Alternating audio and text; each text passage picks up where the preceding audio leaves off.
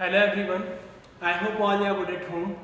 Now, in our last class we have discussed two compounds. दो compounds हम लोग discuss कर चुके थे. एक था हमारे पास NaOH और एक था हमारे पास NaCl.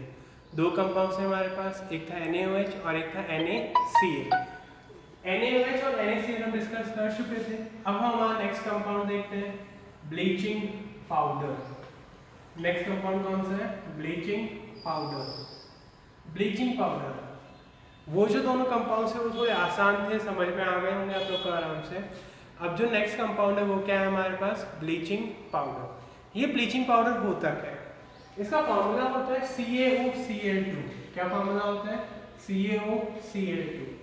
इसे क्या बोलते हैं? इसे बोलते हैं कैल्शियम ऑक्सीक्लोराइड.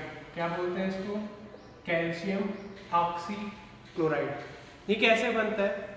जब हम कैल्शियम सल्फेट के अंदर, जब हम कैल्शियम सल्फेट, नाम सुना हुआ है कैल्शियम सल्फेट का, CaSO4, या फिर कैल्शियम हाइड्रोक्साइड, या फिर कैल्शियम हाइड्रोक्साइड के अंदर क्लोरीन गैस पास करता है. कैल्शियम हाइड्रोक्साइड के अंदर हम कौन सी गैस पास करते हैं?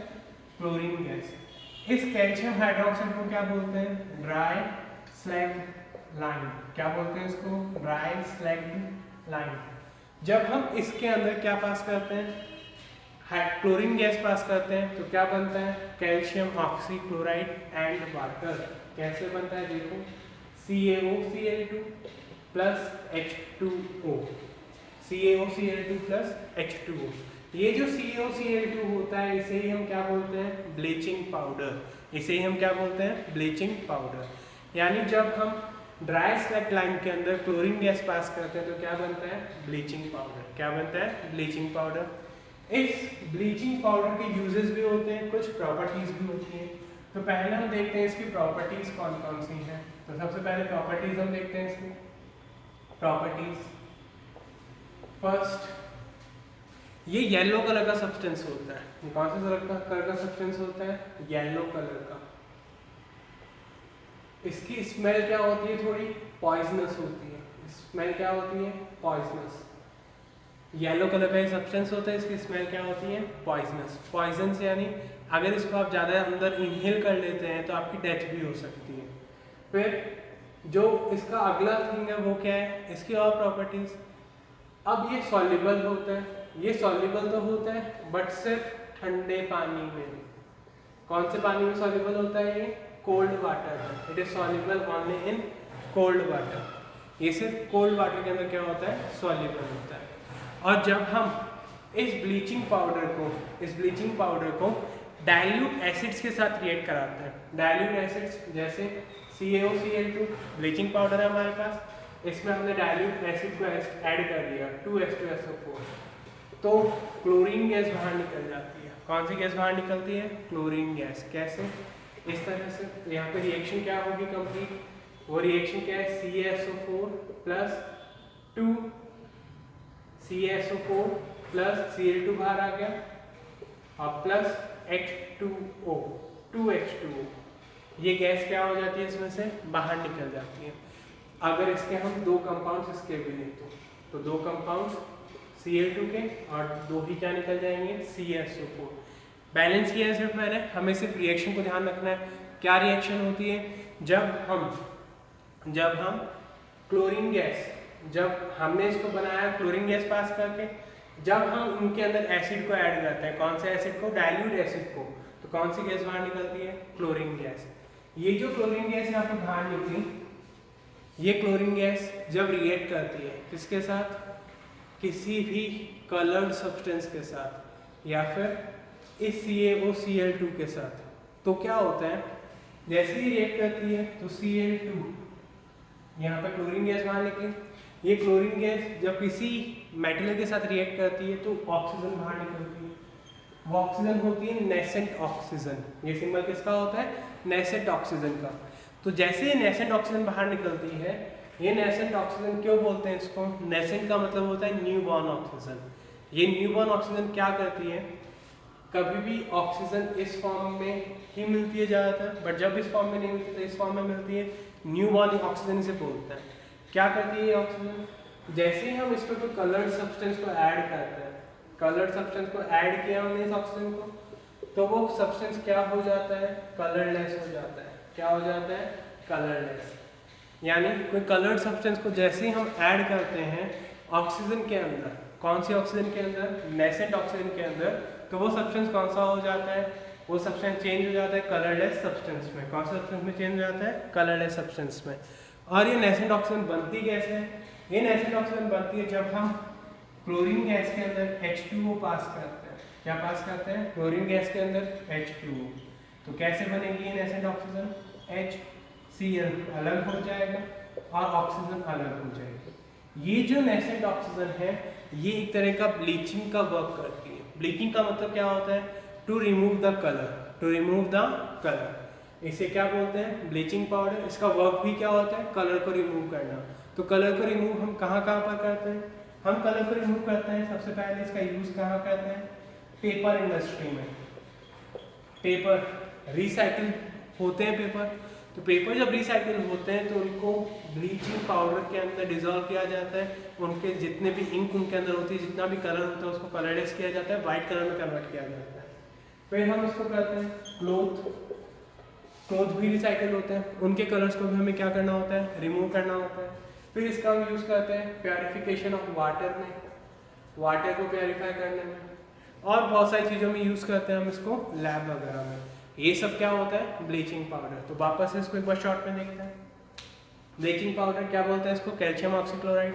जब इसके अंदर क्या पास होता है, क्लोरीन गैस पास करते हैं किसके अंदर, ड्राई स्लैग लाइम के अंदर, तो क्या बनता है, ब्लीचिंग पाउडर।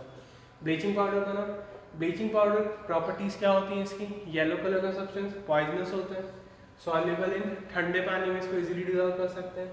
जब इसके अंदर हम डाइल्यूट एसिड को डिजोल्व करते हैं तो क्या बनती है, क्लोरीन गैस। जब इस क्लोरीन गैस के अंदर हम पानी को मिक्स करते हैं तो क्या बनता है, नेसेंट ऑक्सीजन। और नेसेंट ऑक्सीजन क्या करता है, कलर्ड सब्सटेंस को किसमें कन्वर्ट करता है, कलरलेस सब्सटेंस में। इस तरह से इसके यूज़ किया जाता है। कलरलेस सब्सटेंस होता है, uses paper industry, cloth industry, purification of water, और बहुत सारे इसके यूजेस होते हैं। ओके, अब हम हमारा नेक्स्ट टॉपिक देखते हैं। नेक्स्ट टॉपिक क्या है हमारे पास, बेकिंग सोडा। नेक्स्ट टॉपिक क्या है, बेकिंग सोडा। बेकिंग सोडा या फिर इसे बोलते हैं ईटिंग सोडा, या फिर इसे क्या बोलते हैं, ईटिंग सोडा। क्यों बोलते हैं ईटिंग सोडा, जितने भी केक, पेस्ट्रीज या फिर कोई भी स्पंजी थिंग हम लोग खाते हैं उन सब में ये मिक्स होता है बेकिंग सोडा। इसके सबसे ज़्यादा यूज़ किस में होता है, केक बनाने में यूज़ करते हैं। ये काम क्या आता है, कैसे ये बनता है, तो सबसे पहले देखते हैं इसको मैन्युफैक्चर कैसे करते हैं। इसको क्या करते हैं, मैन्युफैक्चर। तो इसको मैन्युफैक्चर करने के दो तरीके हैं। पहला मेथड, हमने क्या किया, नमक लिया NaCl, उसमें कार्बन डाइऑक्साइड को मिक्स किया, और कार्बन डाइऑक्साइड के साथ में वाटर मिक्स कर दिया और थोड़ा अमोनिया मिक्स कर दिया। क्या मिक्स कर दिया, अमोनिया। NaCl क्या बोलते हैं इसको, सॉल्ट। क्या बोलते हैं इसको, कार्बन डाइऑक्साइड। कार्बन डाइऑक्साइड के साथ हमने किसको मिक्स किया, पानी में मिक्स किया, और फिर अमोनिया को इसमें मिक्स कर दिया। किसको मिक्स कर दिया, अमोनिया को। तो जैसे इसको मिक्स करते हैं तो क्या बनता है हमारे पास बनता है बेकिंग सोडा। कैसे बनेगा, क्या फॉर्मूला होता है बेकिंग सोडा का, बेकिंग सोडा का फॉर्मूला होता है NaHCO3 प्लस NH4Cl।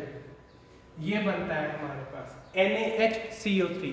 NaHCO3 को क्या बोलते हैं हम, बेकिंग सोडा। क्या बोलते हैं, बेकिंग सोडा।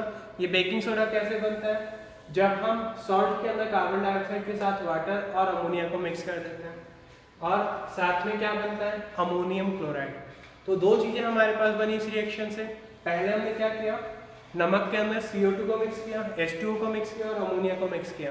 तो जो दो कंपाउंड्स बने वो कौन से थे, एक था NaCO3 और एक था NH4Cl।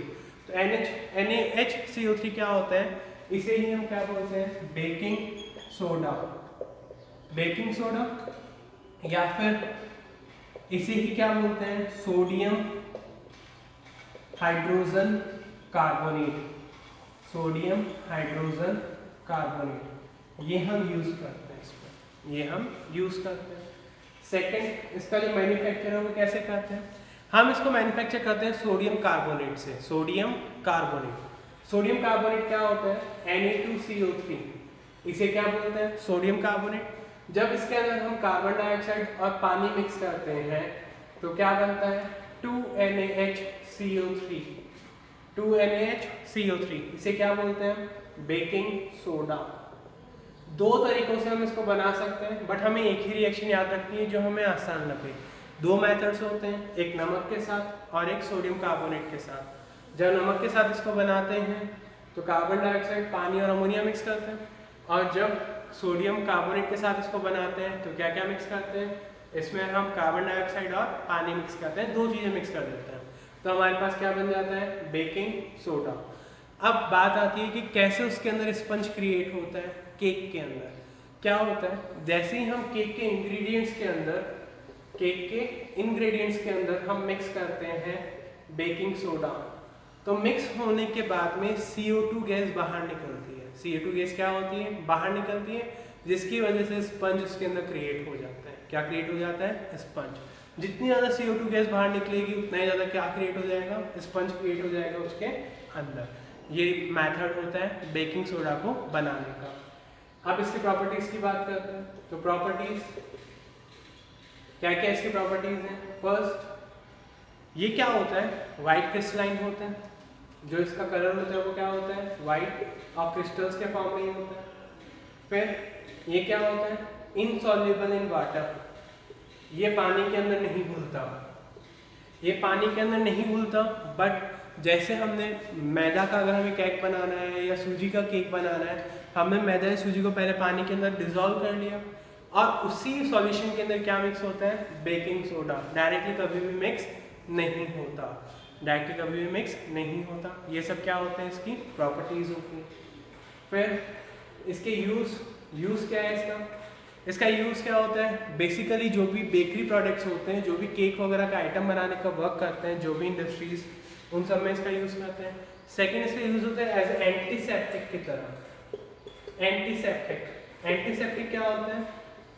वो चीज़ें जो कभी खून आ जाता है तो उसको रोकने का वर्क करते हैं, कभी ब्लीडिंग होती है तो उसको रोकने का वर्क करते हैं, एज अ एंटीसेप्टिक का वर्क करते हैं। फिर इसका जो टेस्ट होता है वो क्या होता है? थोड़ा बेसिक होता है। यानी इसका जो टेस्ट होता है वो थोड़ा क्या होता है? बेसिक होता है, या फिर अल्कलाइन टेस्ट होता है। कौन सा टेस्ट होता है? Alkaline test. तो ये क्या होता है? Baking soda. कैसे बनाया है इसको, उसकी रिएक्शन ध्यान रखनी है, प्रॉपर्टीज और यूजेस, सबके यही मेथड्स रहेंगे। इनके मैन्युफैक्चर याद रखना है, इक्वेशन, रिएक्शन, और फिर उसके बाद में इनके uses. Is that clear? Next क्या है हमारे पास? जो नेक्स्ट टॉपिक है हमारे पास वो क्या है? Washing soda. वॉशिंग सोडा, या फिर इसे बोलते हैं क्लीनिंग सोडा, या फिर इसे क्या बोलते हैं? Cleaning soda. ये साफ सफाई में काम आता है। ये किस में काम आता है? साफ सफाई में। किसी भी चीज़ को क्लीन करने के लिए वर्कफुल, यूजफुल होता है क्या? Washing soda. तो वॉशिंग सोडा को हम कैसे यूज करते हैं? वॉशिंग सोडा फॉर्मूला क्या होता है? वॉशिंग सोडा बनता किससे है? ये बनता किससे है? सोडियम कार्बोनेट से। हम सोडियम कार्बोनेट से ही बना सकते हैं, या फिर हम इसको बना सकते हैं बेकिंग सोडा से, या फिर किससे बना सकते हैं? Baking soda. इन दोनों चीज़ों का यूज़ करके हम किसको बना सकते हैं? वॉशिंग सोडा को। तो क्या होती है इसकी रिएक्शन, वो देखते हैं। तो क्या होती है इसकी रिएक्शन? बेकिंग सोडा हमने पढ़ा था, NaHCO3 बेकिंग सोडा। जैसे ही हम इसको गर्म करते हैं तो ये ब्रेक होता है किसमें? Na2CO3 plus H2O plus CO2, इस तरह से ब्रेक हुआ। ये जो Na2CO3 होता है, ये Na2CO3, जब इसमें हम 10 मॉलिक्यूल्स वाटर के ऐड करते हैं तो क्या बनता है? Na2CO3 dot 10H2O। यही क्या होता है? Washing soda. ये क्या होता है? Washing soda. तो ध्यान से देखिए इस रिएक्शन को। क्या किया हमने इस रिएक्शन में? जो हमारे पास बेकिंग सोडा था उसको हमने क्या किया? गर्म किया। जैसे हमने उसको गर्म किया तो ये ब्रेक हुआ किसमें? Na2CO3 सोडियम कार्बोनेट, H2O और CO2। तो ये जब ब्रेक हुआ इसमें तो ये क्या बना? Sodium carbonate. सोडियम कार्बोनेट के अंदर जैसे ही हम पानी मिक्स करेंगे कितने मॉलिक्यूल्स? 10 मॉलिक्यूल्स। तो क्या बन जाएगा? Na2CO3 dot 10H2O। और यही फॉर्मूला किसका होता है? वॉशिंग सोडा का। ये फॉर्मूला किसका होता है? Washing soda. Is that clear? This formula is used for washing soda. ये फॉर्मूला किसके लिए यूज करते हैं? वॉशिंग सोडा के लिए। अब इसकी प्रॉपर्टीज क्या होती हैं? प्रॉपर्टीज तो पहली प्रॉपर्टी क्या है इसकी, ये वाइट कलर का हो सकता है। कौन से कलर का होता है, वाइट। ये क्या होता है, सॉल्युबल होता है किसमें, पानी में। इसका जो टेस्ट होता है वो क्या होता है, बेसिक होता है। और जब इसको हम हीट करते हैं तो पानी वापस से सेपरेट हो जाता है। कैसे, जैसे हमारे पास Na2CO3.10H2 है, इसको हमने क्या किया, हीट किया, तो हीट करने से वापस क्या हो जाएगा, ब्रेक हो जाएगा। कैसे, Na2CO3 और 10H2 आयंस में, ये पॉजिटिव, ये नेगेटिव आयन और ये पॉजिटिव आयन। तो ये पानी क्या हो जाता है, इसमें से सेपरेट हो जाता है। और जैसे ही पानी सेपरेट होता है तो इस पार्ट को क्या बोलते हैं हम, सोडा ऐश। क्या बोलते हैं इसको, सोडा ऐश। यानी कि जब हम वाशिंग सोडा को गर्म करते हैं, बहुत ज़्यादा गर्म करते हैं, तो उसमें से जब सारा पानी अलग हो जाता है तो जो पीछे रह जाता है उसे क्या बोलते हैं, सोडा ऐश। वाशिंग सोडा की राख रह जाती है इससे। Is that clear? नाउ इसके यूज, तो वाशिंग सोडा है, क्लीनिंग सोडा है। वॉशिंग का मतलब ही धोना, हम किस किस को धो सकते हैं, आइदर क्लॉथ, पेपर और यूटेंसिल्स वगैरह, बर्तन वगैरह भी धो सकते हैं। किसकी तरह यूज करते हैं इसको, डिटर्जेंट की तरह। किसकी तरह यूज करते हैं, डिटर्जेंट की तरह। और अभी हमने देखा कि Na2CO3 से हमने क्या बनाया था, बेकिंग सोडा। इससे हम सॉल्ट भी बना सकते हैं और बहुत सारी चीज़ें भी इससे मैन्युफैक्चर हम कर सकते हैं। तो क्या याद रखना है आपको इन सभी में, इन सब का फॉर्मूला, फर्स्ट थिंग। सेकेंड, इनका मैन्युफैक्चर, कौन सी रिएक्शन से मैन्युफैक्चर हुए। थर्ड क्या याद रखनी है आपको, इनका प्रॉपर्टीज, एटलीस्ट 2 प्रॉपर्टीज, कम से कम 2 प्रॉपर्टीज सबकी, और यूजेस भी कम से कम 2। ये सब आपको क्या रखना है इन टॉपिक्स के अंदर याद रखना है। अब हमारा लास्ट केमिकल देखते हैं, plaster of Paris. Last compound देखते हैं। लास्ट कंपाउंड क्या है हमारे पास, प्लास्टर ऑफ पेरिस। क्या नाम है इसका, प्लास्टर ऑफ पेरिस। इसका शॉर्ट फॉर्म होता है, क्या होता है इसका शॉर्ट फॉर्म, POP। क्या बोलते हैं इसको, POP। बहुत बार आपने नाम सुना होगा। जनरली इसका यूज क्या आता है, इसका यूज आता है फॉर सीलिंग, सीलिंग की डेकोरेशन के लिए इसका यूज करते हैं, सीलिंग की डेकोरेशन के लिए। यानी जब भी हमें डेकोरेशन करना होगा तो हम किसका यूज करेंगे, POP का। और इसका यूज क्या आता है, स्टैच्यूज बनाने के लिए। क्या यूज आता है, स्टैच्यू वगैरह बनाने के लिए। क्यों इसका नाम प्लास्टर ऑफ पेरिस पड़ा, क्योंकि सबसे पहले वही मैन्युफैक्चर किया गया। किसकी हेल्प से, एक कंपाउंड जिप्सम की हेल्प से। एक कंपाउंड कौन सा था, जिप्सम। जिप्सम का फॉर्मूला क्या होता है, CSO4.2H2O, CSO4.2H2O या फिर 2CSO4.2H2O, दोनों फॉर्मूले सेम है, बट जनरली हम यही यूज करते हैं, CSO4.2H2O। ये इसका क्या होता है, फॉर्मूला होता है। जिप्सम क्या होता है, जिप्सम एक सब्सटेंस होता है, वो सब्सटेंस जो सीमेंट के अंदर मिक्स होता है ताकि हम सीमेंट को क्या कर सकें, हार्डन कर सकें। सीमेंट की जो स्ट्रेंथ होती है वो सबसे ज़्यादा जिप्सम से ही मिलती है, और इसी से उसकी ग्रेडिंग डिसाइड होती है। क्या डिसाइड होती है, ग्रेडिंग। तो जो जिप्सम होता है, जितनी ज़्यादा क्वांटिटी उसकी होगी उतनी ज़्यादा स्ट्रेंथ किसमें होगी, सीमेंट में होगी। इसी से क्या बनाते हैं हम, POP। क्या बनाते हैं, POP, plaster of Paris. Plaster of Paris क्यों इसका नाम हुआ, क्योंकि सबसे पहले कहाँ डिस्कवर किया गया, पेरिस के अंदर। तो CSO4.2H2O जिप्सम का फॉर्मूला होता है। जब भी जिप्सम को हम हीट करते हैं 383 केल्विन पे, कितने डिग्री पे, 383 केल्विन पे, तो इसमें से कुछ अमाउंट पानी का बाहर निकल जाता है और क्या बन जाता है, CSO4.12H2O। ये हमारे पास क्या बन जाता है, plaster of Paris. Plaster of Paris, ये फॉर्मूला किसका होता है, POP का। ये फॉर्मूला होता है हमारे पास POP का। जब हम जिप्सम को हीट करते हैं 383 केल्विन के ऊपर, तो जिप्सम से हमें क्या मिल जाता है, POP, plaster of Paris. Is that clear? और इसका उल्टा भी हो सकता है, अगर हमने प्लास्टर ऑफ पेरिस में वापस से पानी ऐड कर देते हैं, वापस से क्या ऐड कर देते हैं, वाटर, 1.5H2O, तो क्या मिल जाएगा हमें वापस से, जिप्सम भी मिल सकता है। दोनों चीज़ें पॉसिबल है। तो ये जो रिएक्शन होती है किसके लिए यूज करते हैं हम, जिप्सम को हीट करते हैं, किस में कन्वर्ट हो जाएगा, POP में। ये फॉर्मूला होता है उसकी रिएक्शन का, POP के मैन्युफैक्चर का। प्रॉपर्टीज क्या क्या है इसकी? फर्स्ट प्रॉपर्टी, ये वाइट स्लीक सब्सटेंस होता है। कौन सा सब्सटेंस होता है? ये वाइट स्लीक सब्सटेंस। स्लीक का मतलब क्या होता है? थोड़ा सा चिपचिपा सब्सटेंस। जैसे आटे के अंदर हम पानी मिलाते हैं तो जो उसका मिक्सचर होता है वो थोड़ा क्या होता है? चिपचिपा होता है। वैसे ये सिस्टम ये पीओपी का होता है, क्या होता है? थोड़ा सा वाइट स्लीक सब्सटेंस होता है, थोड़ा सा वाइट कलर का होता है और चिपचिपा होता है। सेकंड, जैसे ही इस पीओपी के अंदर हम पानी को ऐड करते हैं, किसको ऐड करते हैं? पानी को। जैसे ही पीओपी में पानी को ऐड करते हैं तो क्या हो जाता है? वो हार्ड हो जाता है, सॉलिड हो जाता है, हार्ड हो जाता है और साथ ही साथ वो एकदम स्ट्रांग हो जाता है। उसको ब्रेक करना बहुत मुश्किल हो जाता है जब हम पीओपी में क्या ऐड करते हैं? पानी को ऐड करते हैं। जैसे ही हम पीओपी में पानी में ऐड करेंगे तो क्या हो जाएगा? Solid, hard. और 15 से 20 मिनट के अंदर ये बहुत ज़्यादा क्या हो जाता है? हार्ड हो जाता है, अनब्रेकेबल हो जाता है। इसी वजह से इसका यूज़ किया जाता है किसमें? स्टैचू बनाने में, पुतले होते हैं, या फिर जो रूफ की डेकोरेशन होती है, रूफ डेकोरेशन। और सबसे ज़्यादा जो इसका यूज़ करते हैं वो हम करते हैं प्लास्टर्स में। जब भी बोन क्या होती है? ब्रेक होती है। बोन क्या होती है? ब्रेक। तो जो डॉक्टर्स प्लास्टर करते हैं वो इसी का बना हुआ रहता है, पीओपी का। वो कैसे करते हैं? वो मिक्सचर होता है पानी और पीओपी का, उसको आपके हाथों के चारों तरफ सराउंड कर देते हैं और थोड़े टाइम बाद वो क्या हो जाता है? हार्ड हो जाता है। वो क्या होता है? पीओपी ही होती है। फिर इसका यूज़ करते हैं हम टिथ के लिए, टिथ की साइज मेजर करने के लिए। जैसे आपका कोई दांत टूट गया तो उस दांत की जगह डॉक्टर को नया दांत लगाना पड़ेगा, तो उस दांत का जो नाप लेना है, जो उसकी साइज मेजर करनी है, वो साइज किसकी हेल्प से मेजर करते हैं? पीओपी की हेल्प से, प्लास्टर ऑफ पेरिस की हेल्प से। क्योंकि वो 15 से 20 मिनट में क्या हो जाता है? हार्ड हो जाता है। तो ये सब इसके यूजेस होते हैं पीओपी के। ये सारी केमिकल्स थी, ये सारे कंपाउंड्स थे जो हम डे टू डे लाइफ में क्या करते हैं? यूज़ करते हैं।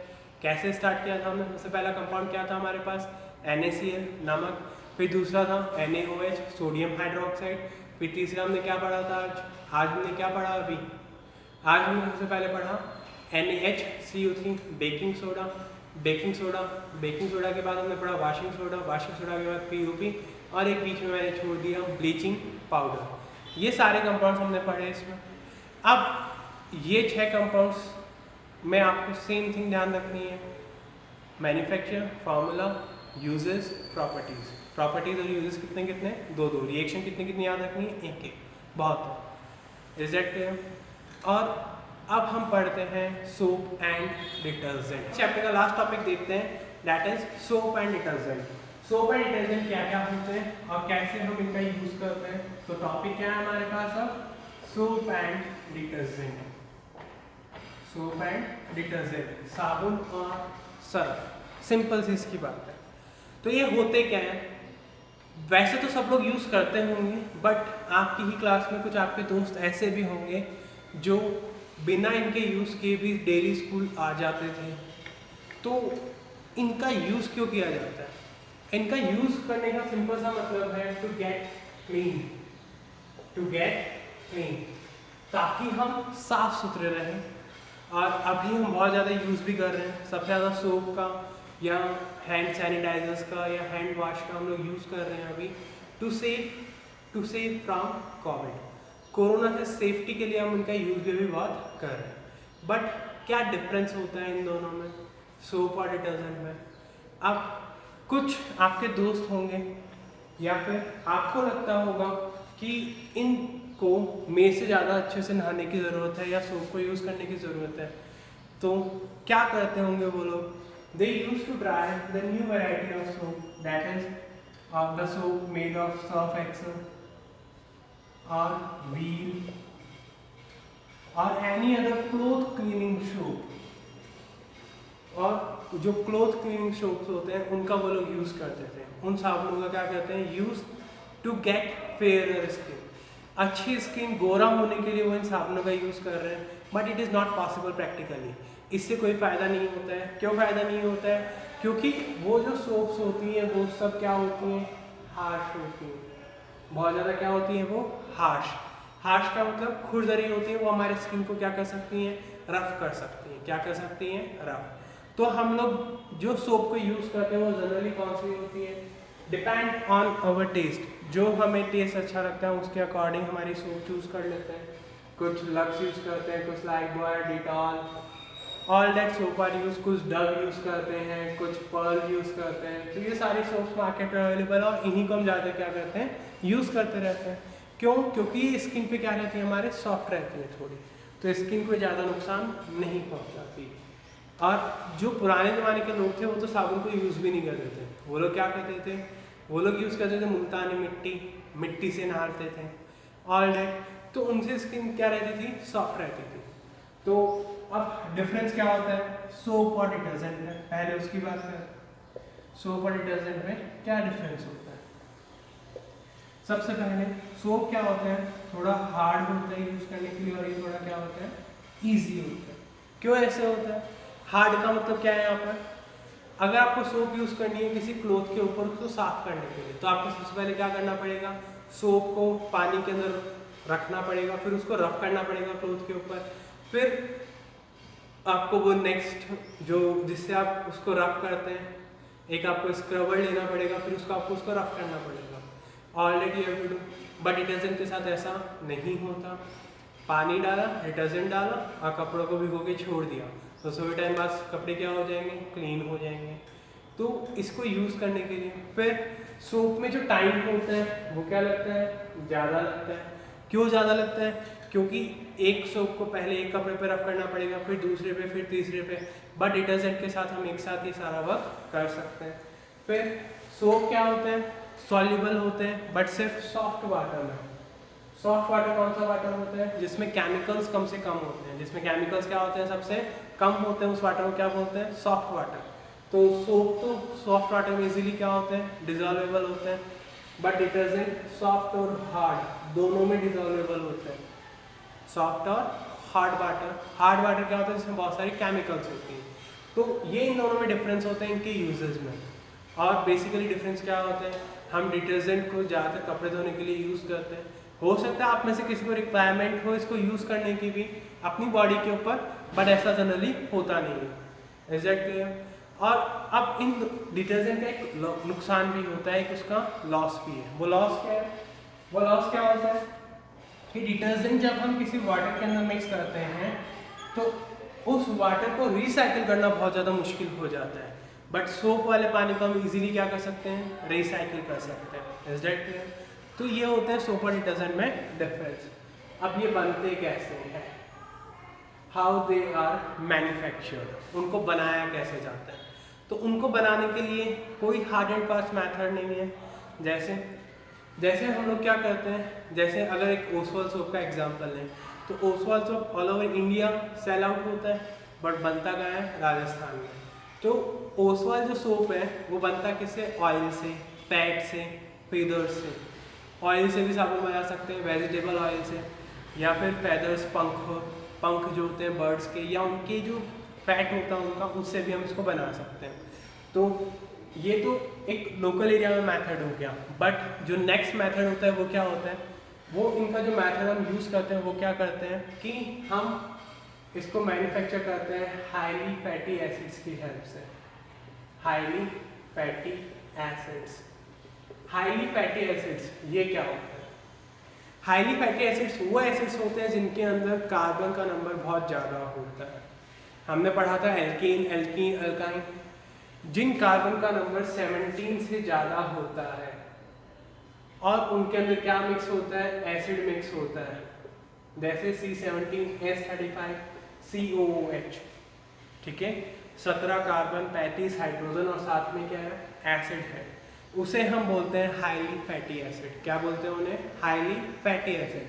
जब ये हाईली फैटी एसिड रिएक्ट करते हैं किसके साथ, NaOH के साथ या KOH के साथ, सोडियम हाइड्रोक्साइड के साथ या पोटेशियम हाइड्रोक्साइड के साथ, जब इनको हम हीट करते हैं तो क्या बनता है, सॉल्ट बनता है, सोप या डिटर्जेंट बनता है। कैसे बनता है, C17H35 COONA, पानी क्या हो गया, अलग हो गया, और अगर K आएगा तो यहाँ पे K आ जाएगा और पानी क्या हो जाएगा, अलग हो जाएगा।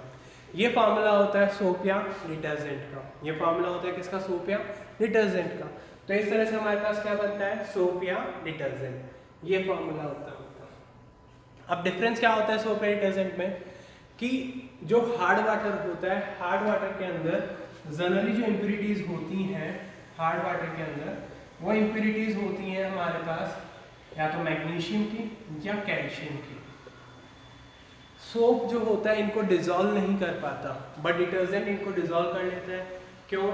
क्योंकि उस सब्सटेंस को कैपेसिटी हम इंक्रीज कर देते हैं उसकी, क्या ऐड करके, पोटेशियम हाइड्रोक्साइड और सोडियम हाइड्रोक्साइड का अमाउंट इंक्रीज करके।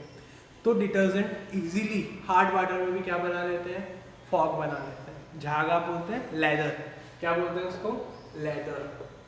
इजीली क्या बना लेते हैं, लेदर बना लेते हैं।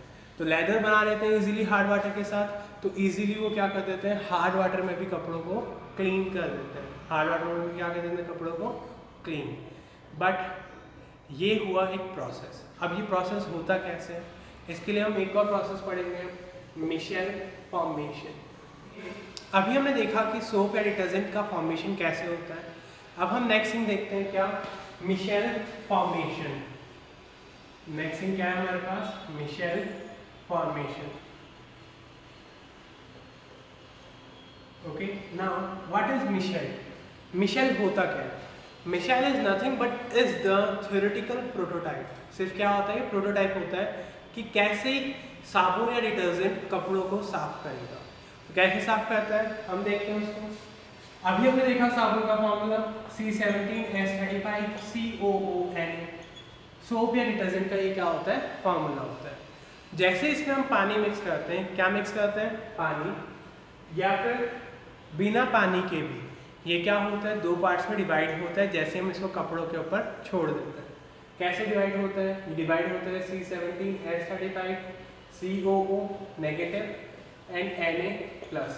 तो दो पार्ट्स में ये क्या हो गया, डिवाइड हो गया। दो पार्ट्स में क्या हो गया, ये डिवाइड। तो जैसे ये दो पार्ट्स में डिवाइड हुआ तो एक तो क्या है हमारे पास, एसिड वाला पार्ट, और एक कौन सा है, Na वाला पार्ट, सोडियम वाला पार्ट। बट क्या होता है कि ये इसका और आयनाइजेशन होता है। आयनाइजेशन होता है तो ये क्या होता है, RCOO- प्लस Na+, इस तरह से डिवाइड हो जाता है। तो जैसे ही डिवाइड होता है तो इसमें जो ये हाइड्रोकार्बन वाला पार्ट है, ये पार्ट कौन सा है, हाइड्रोकार्बन। हाइड्रोकार्बन हमने पढ़ा था, हाइड्रोकार्बन पार्ट, और ये रिमेनिंग, ये जो हाइड्रोकार्बन वाला पार्ट है ये बन जाता है हाइड्रोफोबिक। ये क्या बन जाता है, हाइड्रोफोबिक। हाइड्रोफोबिक क्या होता है, हाइड्रोफोबिक, और ये बन जाता है हाइड्रोफिलिक। ये क्या बन जाता है, हाइड्रोफिलिक। क्या होते हैं हाइड्रोफिलिक और हाइड्रोफोबिक?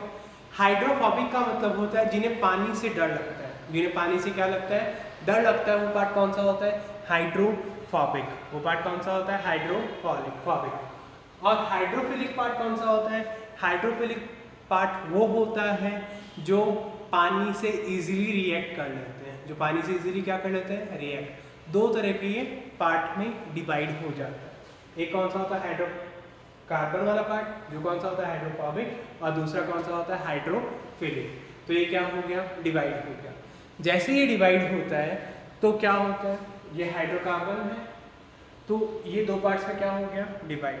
जो हाइड्रोकार्बन वाला पार्ट है वो इस तरह से चेन की तरह रिप्रेजेंट करता है, और जो हाइड्रोफिलिक वाला पार्ट है उसको हम एक सर्कल की तरह रिप्रेजेंट करते हैं। ये क्या होता है, ये होता है मिशेल। ये मिशेल होता है, ये क्या होता है, मिशेल। तो ये दो पार्ट्स में डिवाइड हुआ, एक हाइड्रोफिलिक और एक हाइड्रोफोबिक।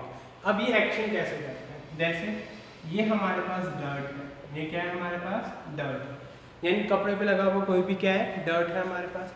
तो ये वर्क कैसे करते हैं, कैसे ये कपड़े धो पाते हैं, जैसे ही हम सोप या डिटर्जेंट को पानी के अंदर मिक्स करते हैं, किसके अंदर मिक्स करते हैं, पानी के अंदर, तो जो हाइड्रोफोबिक पार्ट होता है वो डर्ट से आके क्या हो जाता है, अटैच हो जाता है। क्या हो जाता है, अटैच, इस तरह से।